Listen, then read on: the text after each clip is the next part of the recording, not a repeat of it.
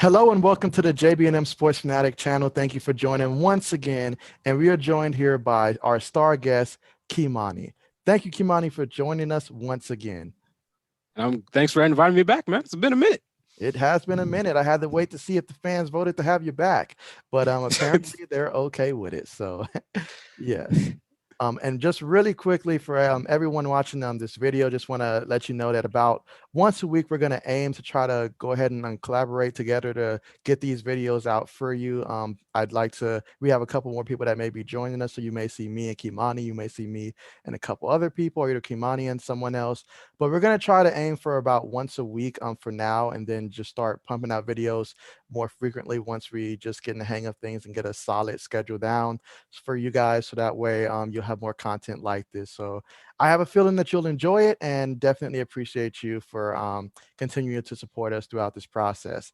That being said, we'll go ahead and start discussing the NFC West teams in the division. We're going to start off with the Arizona Cardinals, since they're the topic that everybody wants to talk about with the recent addition of JJ Watts. And I'm going to ask you, Kimani, are the Arizona Cardinals a playoff team? I can't say they are, man. If I'm going to be honest, they're the worst team in the division still. JJ Watt or not. Like, we're just going to be, if we're going to be brutally honest, I mean, it's not their fault. If they were in another division, they could win it. But they're in the toughest division in football. And to me, it's not even close. The 49ers didn't make the playoffs last year, but they made the Super Bowl the year before. Then the Seahawks and the Rams made the playoffs last year. And if you look at their rosters, the Rams might mess around and have the best roster in the league. If we're just going to be completely honest, if the defense, wide receivers, O-line, running back, they might have the best roster in the league.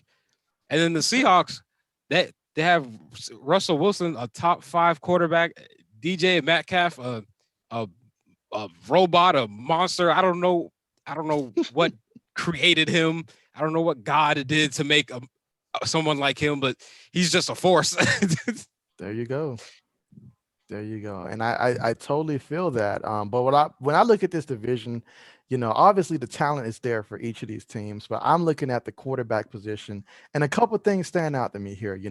I say of the quarterbacks in this division right now, as things currently stand, the 49ers have the worst quarterback in the division.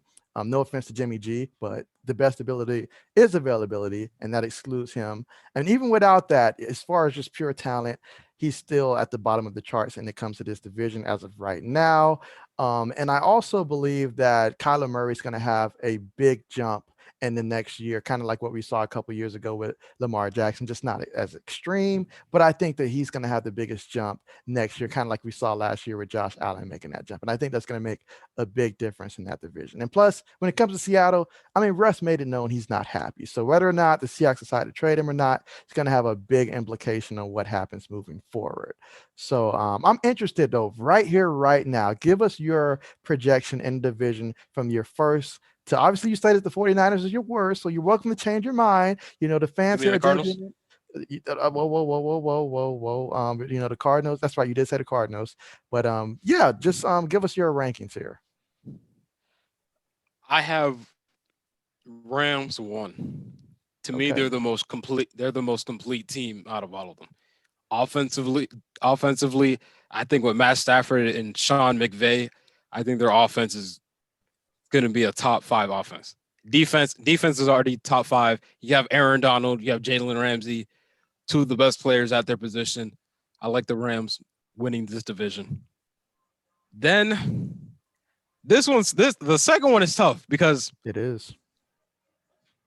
This Russell Wilson Pete Carroll beef kind of has me questioning not even just the Russell Wilson Pete Carroll beef, the Russell Wilson and his O-line beef, because he did call it his O-line, and that's not the smartest thing to do. It's not. So I'm really not sure about the Seahawks. So because I'm not 100% certain on them, I put the 49ers a second. I think they have, and I also think they have a top 5 defense. I think they have a top 5 running game. Kyle Shanahan is one of the best offensive play callers in the league. And if, and oh Lord knows this is a big if Jimmy G is healthy, we can say anything we want about Jimmy G, but when he actually is playing, they do win. He doesn't put up the most spectacular stats. He doesn't. Yeah. He's not Pat Mahomes. He's not Russell Wilson. He's not any of that. But damn it, he's a winner. He wins when he's on the field. So I got to give him credit for that. So because I'm concerned about the Seahawks, I'll put 49ers 2, Seahawks 3rd. And I just can't.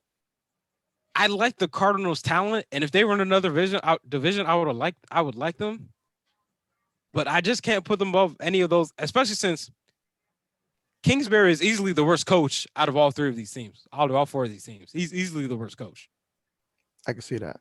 I can see that. And now my turn here. My turn. When it comes to at the very top, and this scenario is given that Russell Wilson stays with the Seahawks. At number 1, I feel like this year, just somehow, some way, that the Rams and the Seahawks will both be about 11-5. I'll give the edge to the Rams right now, but I feel it can go either way. So I'll go Rams 1A, Seahawks 1B. I've got the Cardinals number 3, and I'll tell you why I've got the 49ers last, despite the fact that I believe that they have perhaps the second most talented team. That quarterback position is really holding them back, which I stated earlier. I mean, hey, the 49ers, they're out there flirting with every quarterback out there on the market. I mean, they tried to reach out for Matthew Stafford. He chose a rival over them. And then they tried to reach out to Kirk Cousins and inquire about that, So that's right. Oh, Kirk, you like that? Cousins, apparently the 49ers did like that more, I'm guessing. And then Teddy Bridgewater. Teddy, the bridge, they reached out to him, and the Panthers are bending over backwards to try to get Deshaun to replace this man because they realized that, look, the Teddy we saw with the Saints, that's just, that's good Teddy at his peak. You're not getting nothing better than that. You're not even getting that consistently. And so what the 49ers have now in Jimmy, I think that's better than what they would get if they did acquire Teddy Bridgewater. But what you did, you put that doubt in Jimmy's head. That's what you did. You let him know, look, you may be, it's like a relationship. You let your girl know, look, I may be with you right now, but if I see a better upgrade, and I'm constantly looking right now, by the way, you're out. That's basically what you did to Jimmy, and Jimmy's been through it the last couple of years. Them injuries is taking a toll, hearing, oh, I'm the reason why they didn't win the Super Bowl. He's hearing that stuff, and it's got to hurt him, so that's why I've got the 49ers finishing last. I mean, don't get me wrong. If this is Madden, I'd choose them after the Rams and all like that. But this ain't Madden. Injuries do happen. You can't take off that injury thing. Injuries is a part of the game. And that's why I've got the 49ers last, despite the fact that they do have a lot of talent. And I could be sitting here next year acting like I never said that. But still, given where we're at right now, that's the situation. And so another thing I don't like about the Cardinals. Oh, my bad. I was going to say the other thing I don't like about the Cardinals, they're probably not going to keep Patrick Peterson. So then you're going to lose one of your corners. Yeah. What about their secondary? Their front 7 is, they'll have J.J. Watt, they'll have Chandler Jones, they'll have Budapest, they'll have that front 7 will be fine. Yeah. But that secondary, I don't know. They won't be able to cover anybody. Hey, truth could be said. You and me might be able to run some routes out there and get a catch too. I don't know now. I don't know now. There are some teams out there I'd agree with, but I just don't know. I mean, hey, truth could be said, the 49ers, with the whole Richard Sherman situation, I mean, we don't know how their cornerback is going to look, moving forward. And then obviously with, Griffin with the Seahawks, it's going to be a lot of money to keep him. So we don't know how that's going to look. Everybody's taking, less money in terms of the available salary this year. So we don't know how that's going to look, and there's not a lot of corners in the draft, to be honest. So if you got someone that's worth keeping, that's, I'd say, younger than like 30, like 31 or younger, I say you try to keep them. But you did bring up a good point though. And we are early before free agency started at the time of this video. And so, that's what's going to really determine who's right and who's wrong, what happens in free agency. But without that knowledge, this is just what we're going off of right here, right now. That being said, where do you rank Kyler Murray in comparison to other quarterbacks in the league? Or where do you project him for next season should be the question. I can't give him top 10. Ooh, can't give him top 10. I probably can't give him top 10. I'd probably a top 15, sure. 10 to 15 range. I'll give him that. I put him in that maybe that Dak Prescott range because I don't Ooh, think Dak Prescott. I guess maybe Dak Prescott on a good year is like top 10, but I wouldn't put Dak Prescott as like as an elite quarterback. You know what I mean? He'd probably be like second or third tier. I probably have Kyle Murray on that level. yeah. You know, you know what? I have to say that Kyler Murray, in my mind, he's going to be from that 8 to 12 range. So I have him, like you said, in a good year, he'll be there. But my reason is the reason why he won't be higher than that is simply because of the division that he's playing in. I mean, you're going against the 49ers defense twice. You're going against the Rams defense twice. That's going to hurt your stats just a little bit, and you're going to have to play miracle ball to win some of those games. I mean, just like he did against Buffalo last year, you're going to need a couple Hail Marys to fall. You're going to need luck to help you out with a couple of these games, to be honest. I mean, they're just going to be that close. I mean, because every time they end up playing against, like the 49ers, for example, you can throw records out the door. I mean, when those two teams play, it's always a great close matchup. So there's a lot of things to look forward to. You Yeah, mentioned it's that just like I was just saying that it's just like in terms of like the young quarterbacks, I don't know. I don't put them like at the top. Like I'd have Josh Allen. Honestly, I like Justin Herbert more than him. I so Lamar Jackson, Deshaun, like in terms of like the the ascending quarterbacks, I just Mhm. don't have him at that top tier list. So I can't have him in that top tier status. Like if I don't have you as a top tier as a young quarterback, I can't have you top tier in the whole league. Yeah. So that's why to me he's like second or third. Okay. And remember, this is my projection off of next season. Last year, if we talked about Josh Allen the way we do now, we would have looked at us crazy. Like, are you kidding, Josh Allen? So I That's think Kyler that's Murray, he definitely can that's a do good it. point.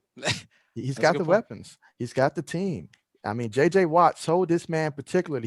He texted him and said, "I chose the Cardinals not because they're going to make me the richest offer that anybody offered me, which is the truth, but nah." He said, "Because I believe in you. That's why I reached saw, out." So saw those Heisman commercials and I knew I was trying to come to the Cardinals. there you go. There you go. He's like, "Truth be told, you're better than Baker Mayfield, and that's what matters." Okay. Next up, when it comes to Matthew Stafford. And so you mentioned before that Matthew Stafford could potentially make the Rams a Super Bowl team. So do you think that in his first year with the Rams, he will repeat what Tom Brady did? I mean, you talk pretty good highly about the Rams. I I did talk highly about them. But I can't put them. First of all, I'm a Tampa Bay Buck fan, so I'm definitely not going to put them above my own team. What sense does that make? I'm not about to put them above my team. So I That's know. that's true, folks. That is true. Ever since I've known this man, he's been a Tampa Bay fan, but I only found that out about a week after Brady announced he was going to Tampa Bay. But still, he is a Tampa Bay fan here, folks. I mean, it's because just because you hearing about the Jeff Garcia days weren't going to be that fun for you, so I just never brought it up. I appreciate that, and I'm sure Jeff does too. I'm sure he does You too. want to, yeah, Jeff? You want to hear about Mike Freeman? Is that what you want to hear about? No, that's We prefer Brad Johnson, but why. anyway, so when it comes to Russell Wilson and the Seattle Seahawks, how can the Seahawks mend this situation, or should they even bother? Should they just trade him? Is it too late? To me, the only way to mend it is you gotta not let Russ cook because when Ooh, he cooked, he burned the whole kitchen. So we can't let him cook, but we can let him simmer though. Let's put it on yeah, the stove a little bit. Let's let it simmer. you're Don't right. let him do everything. Don't let him put all the ingredients on there. Just put a little bit, and then have some passing, have some running. Let's have an even exchange. Let's not. The problem with the Seahawks is they're too extreme. They're either too run heavy or too pass heavy. Let's be somewhere in the middle. Yeah, let's you're let, right. that's what makes the Packers good. They're in You, the you middle. know, They're good at running and passing. Let's be the same way. Let's be in the middle. on that note, you're absolutely right. And this is for Pete Carroll specifically. Yes, I'm talking to you, Pete. Next time, if I have a Seahawk playing in the game, try to throw it to the receiver who I actually start in fantasy football. Don't just give Tyler Lockett 55 points when you know people starting DK Metcalf. That came out of nowhere. Then the moment I acquired Tyler, he went quiet. Like, Like he was nobody again. And I was like, but anyways, though, Way to bring your biases on on the video. I'm just saying, there's a lot of people out there that got hurt in fantasy football, and I'm just speaking for them. I am their voice. So therefore, yeah. So, but one more question really quickly while we have this up here. Who do you think is the best tight end in the game? Is it George Kittle or Travis Kelsey? You got to give it to Travis Kelce right now. I mean, he almost led the league in passing yards, and for a tight end, that's ridiculous. Yeah. That's crazy. And George Kittle was hurt for most of the year, so right now, and it's a team accomplishment, but they did go head to head, and Travis won. They went to the Super Bowl. Yeah, Travis pushed Kittle off the mountain, and now he's on top. So right now, you gotta right now, you gotta put Kelsey. You gotta say Kelsey's the best tight end.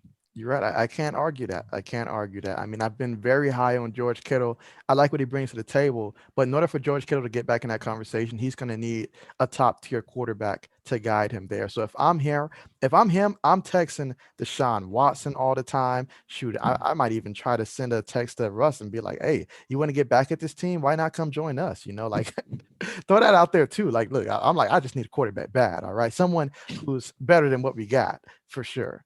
So, but I definitely can't argue with that though. Right now, the season that Travis Kelsey had, he's definitely the best for sure. So now we're going to transition over and talk about these quarterback carousels for what we've been hearing for so far in the offseason. These guys, particularly Big Ben, Dak Prescott, Drew Brees, Cam Newton, Lamar Jackson, they've been some of the vocal points when we're talking about quarterbacks in the offseason. So I'll start with Big Ben. According to ESPN's Brooke Pryor, Pittsburgh is not expected to bring back James Conner or Juju Smith-Schuster. So I'm going to ask you, should the Steelers hit the reset button and move on from Big Ben? They probably should, but the problem is their cap situation won't allow it. First of all, even if they've already paid him like half his money already, so you've already given him 20 mil already, so it's too late. You can't get that back. You owe him another. He plays through the season, he gets another 20 mil. Hopefully, they're talking about. Hopefully, they can reduce that and get a good deal with him. But I think you got to bring him back because what are your options? Mason Rudolph, Duck Hodges, Dwayne Haskins. It's not looking. Dwayne Haskins. I can't even. Dwayne Haskins go to the strip club before the football game, and then throw to 3 picks. We can't even trust the guy. So just for the fact that we just ain't got no good options, we got to keep Big Ben. You're right, and that is the only reason why he'd be coming back. And I think the GM's made that pretty clear. Like, look, Big Ben, we need you to take a pay cut, and pretty much the only way that you're coming back is if that happens. And quite frankly, we can't replace you, so that's why you're coming back. But believe me, if they can get their hands on a quarterback, say like a Justin Fields or something like that, they would do that in a heartbeat. Because now definitely. They need a quarterback of the future. Big Ben is not it. His arm gave out, and that team gave out at the same time last year. Speaking of quarterback arms giving out, when I think of quarterback arms giving out, it's got to be Drew Brees comes to mind. So I'm gonna ask you, who should be the Week 1 starter for the Saints next season? Now I know you're a Buccaneers fan, so try not to pick the worst option, for this team. If I'm going to be honest, that would be appreciated. First, I got to say this. Drew, retire. Your arm doesn't have it anymore. I watched that play game closely, and my God, your arm, you just don't have it anymore. It looked like you could barely throw it 10 yards. Those balls are fluttering all over the place. Please retire. Yeah. You're done. You're not Tom Brady. It's over. It is. Go play. Just go hang out with the family, play with your kids. It's a wrap. It's over. Now, okay. So the Week 1 starter should be so once we get rid of Drew Brees, this Jason Tatum, Taysom Hill. He's throwing NBA players in this, bro. So he's so irrelevant I can't remember his name. Taysom Hill or Jameis Winston. Yeah, those are your Ain't options. got they don't got a lot of good options. I I would go Jameis Winston just because Jameis Winston has the most upside, and I believe with Sean Payton, he would do wonders with because I believe he's one of the best play callers in the league. He would do wonders with James Winston. To me, Taysom Hill just has limitations. Mm-hmm. So if I was if I was the Seahawks, I mean the Seahawks, if I was the Saints, I'm going with James Winston. It's late, man. I'm tired. I'm tired. As you can see, folks, we're putting in work way past midnight, folks, to get this to you. But that being said, I have to agree, though. I feel that Jameis gives this team the best chance, given the talent that they have. I mean, hey, look, let's not act like the kid can't throw the ball. He can throw the ball. He led the league in passing yards. He threw for a great amount of touchdowns. His only problem was turnovers. So if you can just cut that down, say to like just 2/3 of what it was at least. The Saints would be in a great position. They've got a pretty good defense. I mean, they've shown, when Taysom was out there quarterbacking, it doesn't take much from the quarterback position for them to go out there and at least win some games. They had success with him. They had success with Teddy Bridgewater. So you throw Jameis in there, and the Saints are still competitive. And it's like you said about Drew Brees. I mean, you ever see that car that's trying to drive when the tires are just flat? I mean, this is what this man did. I mean, that's why when I projected, I mean, you can check my videos on this, folks. I projected that the Buccaneers were going to beat the Saints at a time where everybody's like, no, they've already swept the Buccaneers. The Buccaneers can't beat them because I saw this coming. The Drew Brees that I saw come back was not the same Drew Brees I saw earlier in the season. So I saw this coming. So I mean, I hate to say it. I mean, do yourself a favor, Drew. It's time to sit down. Know when to sit down. I mean, he's that comedian that keeps going way past when everybody thinks he's funny. He just keeps going. It's like just chill. Um, but that's that situation. But next up, we're going to discuss my man Lamar Jackson. According to the Bleacher Reports, the Baltimore Ravens and Lamar Jackson, they're far apart in terms of the contract extension. So I'm going to ask you, where do you rank Lamar Jackson in terms of his position, and how much is he worth per year in terms of a contract? We know that Dak is probably aiming for something in that 40 million range. So just where do you feel Lamar Jackson fits in that? He at least deserves Deshaun Watson range to me. Ooh. He's done more and he's won the same amount of playoff games and he has an MVP. So to me, he's led the team to the best record in the league just last year or the year before. So to me, he's at least got I'd put him a little above Deshaun Watson, especially if you think about it toward his team. He's everything. He's their best running back and he's their quarterback. Without him, this team can't even function. It's not even one of those teams where it's like, all right, our quarterback leaves, we'll just hand the ball off 20, 30 times, and then we'll play good defense. No, we can't do that with him because he also runs it 10 to 15 times. Exactly. You're right. That's how our running game gets started with the option. So to me, he's a top 10 quarterback. Yeah, top 10 quarterback, and he deserves a little above Deshaun Watson. Not Patrick Mahomes, but a little above Deshaun Watson. That is interesting, right there. And for the points that you mentioned, I have to agree with that. But at the same time, if I'm the GM, the only pause for hesitation for me, well, for the first thing, it's just looking around the league. Every quarterback who's got a big deal, they seem to be whining about it after a couple years of being in it, or just 1 year, Deshaun Watson, after getting a deal. And so I'm like, look, we give these guys all this money, and then they're just going to become a problem later on. But that's not the big concern. A big concern for me is, look, we all know the risk involved when you run the ball as much as Lamar Jackson does, and because of that, traditionally, we know how the league will penalize quarterbacks who are more mobile than just your drop back traditional, just throw it, sling it around, So the fact that you do have to take into account, like, look, there's a possibility that on one of these scrambles, he might not get up from that. That's a very real possibility. And so that kind of, I feel, slightly damages in terms of when you're talking about the contract value. Now, I still got Lamar as a top 10 quarterback before this season. I had him as a top 5, but he's going to need a little bit more help to achieve that. And I hope the Ravens can get him that help. And I hope he gets his money. But in terms of, I got him probably getting a little more than what Dak is asking for at the moment. So that may be along the closer to, I don't know what the numbers look like for Deshaun in terms of year by year, but I've got him in between what Deshaun is getting and what Dak is asking for. I've got him in between there. Yeah, I see what you're saying. I think he deserves a little bit more than Deshaun. And then the running quarterback thing, he's been doing it for like 3 years, and the reason he got a concussion wasn't because he scrambled. It's because his center, I just punted hiked the ball right over his head into the end zone, and he landed on his neck because I don't Yeah. know what's with the Ravens center, but they probably either get a new one or he needs to go to hiking school because I saw a lot of times I saw him just throw it all over the place. So Lamar had to act like a wide receiver, catch it one handed, catch it over his head. It was ridiculous. I was like, what? Are you guys not? Is he not practicing? Like, what's going on? What is it? Exactly. Exactly.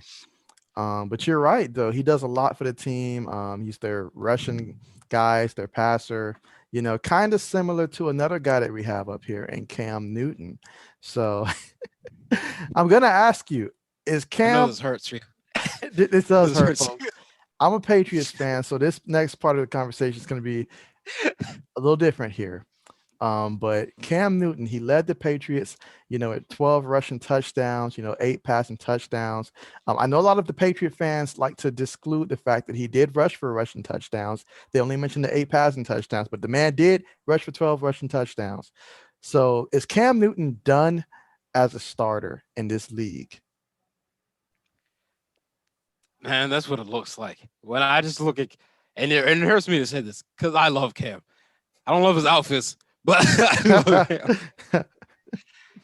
But man, what I saw with the Patriots, there was nothing positive for me to say for me to be like, you know what, Cam is definitely a starter. He didn't do anything positive for me to say that. Even the rushing touchdowns, you can get a running back to do that. A quarterback having high amount of rushing touchdowns, that's not what you're paid to do.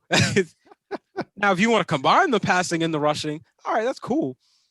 But you can't have more rushing touchdowns than passing touchdowns. That's not a good ratio for a quarterback. That's not going to help your case. I got to defend Cam a little bit here, just a little bit. I mean, let's be real now, all right?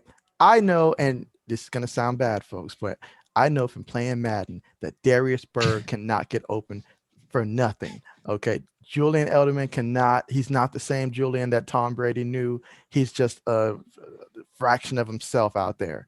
N'Keal Harry, we messed up on that pick badly. If we can have a redo on that pick, like he is terrible. I mean, the man, Brady was upset with him. I remember his rookie year. He wasn't, catching on fast enough. Then Cam comes and all of a sudden N'Keal Harry thinks he has the right to call out Cam. Look, no, you just can't run routes. You just can't catch. I don't know what you're doing out there, but he's looking awful, and I hate to say it, but we missed yet again. Add him to our long line of receivers that we missed on in the draft. And then you throw the fact that we had absolutely nobody out there at tight end. Nobody. I mean, Matt LaCrosse was supposed to be our guy. What happened to the 2 tight ends that we drafted in the draft? Were they just there for practice purposes? His coach sure didn't put him in the game. I mean, heck, as bad as our offense was looking, I'd at least put him out there, see what they can do, or at least show the fans what they can do, something. But no, we didn't do none of that. Matter of fact, we just decided we were going to try to go out there and try to run an offense not too far from what Georgia Tech used to run out there. That's what it was. And so Cam did what he was asked to do. That's what he was asked to do. I mean, the offense, clearly they switched the offense. They wanted him to utilize his running abilities. You can't say the man couldn't pass the ball deep because we didn't try to throw the ball deep. I mean, the man ended up last year in 2020 with a higher completion percentage than Brady had the year before with the Patriots.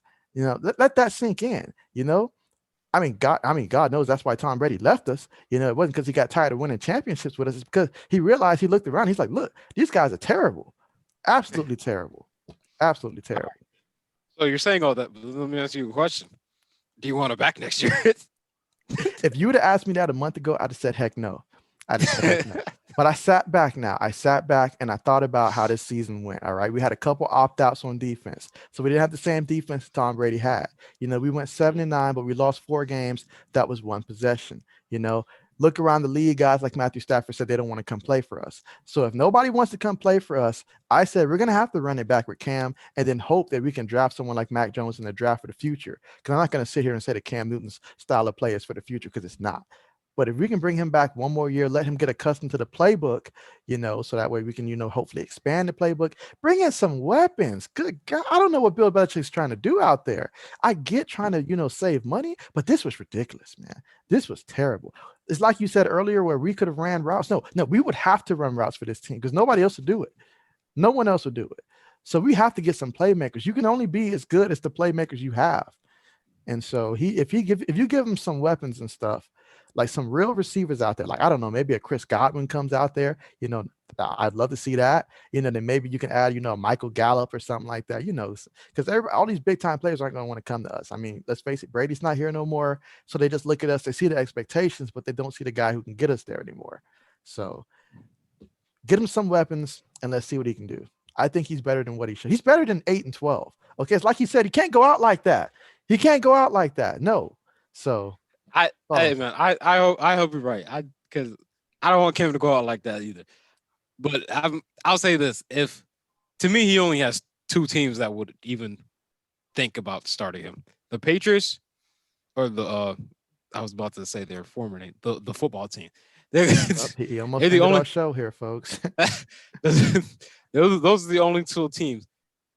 Because the Patriots, because it seemed to me like Bill actually liked Cam. I was actually kind of surprised. He showed leadership qualities.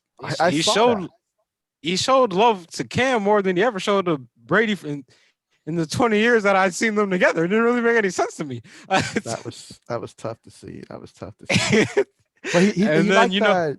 It had to do a lot with the energy that Cam brings. I mean, not to say that Brady didn't bring that, because believe me, Brady brought it every single time he was out there. But I mean, sometimes the relationship, like you want it, like, Cam wants, I mean, Bill Belichick wants to show that he can do it without Brady, and Brady showing that he can do it without. I know that people like that pretend that Bill Belichick was not a part of the Giants team that did win 2 Super Bowls. So he's got 8 Super Bowl rings compared to Brady's 7. But we'll just go ahead and play along with that and just discard those 2 since he wasn't the head coach of the team, and just say he's just got the 6 that he's gotten, with Brady. That being said, he would love to be able to do it with Cam Newton. Now, last year when we signed Cam, everybody was like, if you do win with Cam, it's because he's a former MVP. They won't say that no more after the season he had. So you're definitely right. They're definitely not saying that. Exactly. So I think, I mean, Bill's going to try to get someone else. I mean, whether that person's Jimmy G and stuff, but we'll see how that goes. But you're going to have to draft the quarterback. That's what they're going to have to do. I know we took forever discussing Cam Newton here, folks, but this is my team here. So I had to, give my advice. Hopefully Bill Belichick will watch this, and, we'll see how that goes. But finally, we're going to discuss Dak Prescott. I feel like every year this man is the topic for the last, 2-3 years, really. And so will this be the year that the Cowboys pay Dak Prescott, or should they just let him walk? Hell no, they're not paying Dak Prescott. They haven't paid him yet. So listen, man, they don't believe in Dak. That's really what it is. Dak wants to get paid top tier money, and they're looking at him like, but you're like a second tier quarterback. We don't really want to pay you top tier. Like, that's true. That's true. And, I get both sides of it. From the Cowboys perspective, it's like, look, we're not about to handicap ourselves for you because you're good, but you're not elite. We want you, but I mean, it's like, I'm going to use that relationship term again. It's like you're girlfriend material, but you're not wife material, and so that's what they're basically telling Dak, like, we like having you around, but we don't want to commit to you long term. And Dak's like, well, I just seen you give, Zeke all that money. I saw you give Amari Cooper all that money, and we all know Amari Cooper does not deserve to be paid the money he's making right now. He definitely doesn't. No. But that's a whole different scenario. So he's seen the offensive linemen get paid. Everybody get paid but him. He's like, why can't I get my bread? You gave Tony Romo all that money. What Tony do? he only what dropped away a playoff game that you guys could have potentially won against the Seahawks way back then. I mean, that's what his claim to fame is. But yeah, so you're right though. I don't think the Cowboys are going to pay this man, but I would love for them to let him just go ahead and hit the open market. But that would be too nice of a thing to do. No, they're going to try to run it back, franchise tag him one last time. Then after this year, you'll finally get your freedom, Dak, and we can discuss something else. But yeah, it's a lot to be determined this season.